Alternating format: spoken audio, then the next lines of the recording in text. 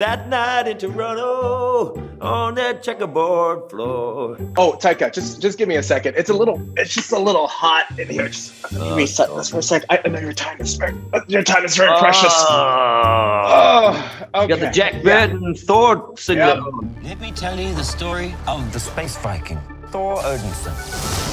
He was no ordinary man. He was a god. After saving planet Earth for the 500th time, Thor set off on a new journey. Well, he got in shape. He went from dad bod to god bod. Well, this film, it is visually and sonically delicious.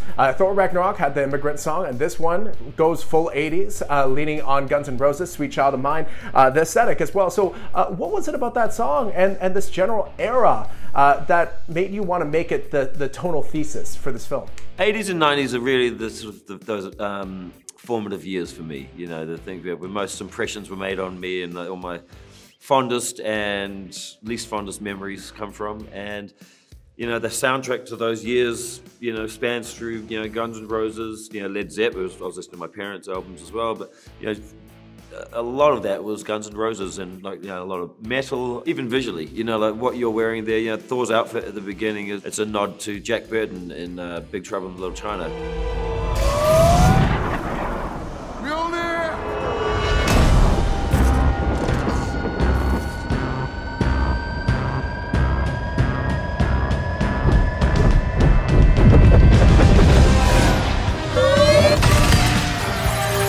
Chris is amazing. We've seen what you've done with his character in Ragnarok, but now you brought back Natalie Portman. So what is that like? Is it just simply, how do you get her to come back to the MCU? Are you just like, hey, you know that hammer up there? That's gonna be yours if you come back. Pretty much that, you know, I think that, well, luckily, you know, she saw what I did with Ragnarok and, you know, and, appreciated the idea that, you know, Thor films can change and they can be, you know, I'd say like just a little more bold.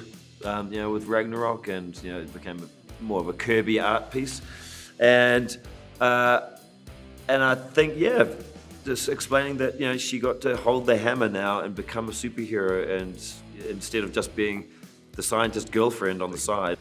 Well, then, if it's color we need, let's bring the rainbow. Bring the rainbow, is that a catchphrase or something? She's only been a Thor for a minute. I mean, saving lives she's quite good at, but the rest of it, she needs work. I feel like your voice, your face is everywhere and anywhere in pop culture right now. What do you find you get recognized for the most? Like when you're outside, are people like, oh, Korg, or it's like, oh, Jojo Rabbit? Probably like vampire fans. I should just bring a broom down here for you if you wanted to sweep up some of the skeletons. I don't know, you know, maybe. You wouldn't recognize me from Thor, so it can't be that. I mean, that's not just, I thought that was, you know, I thought this is makeup right now.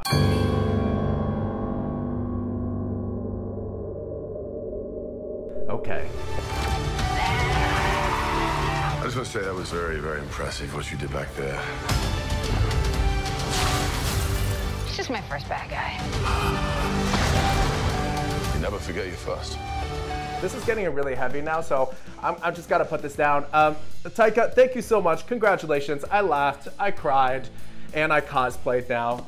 It is a pleasure, and congratulations. It's like, you know, that's the point of the film, is to make people laugh and cry, and so I'm glad that it worked. You are not like the other gods of kill. Because I have something worth fighting for.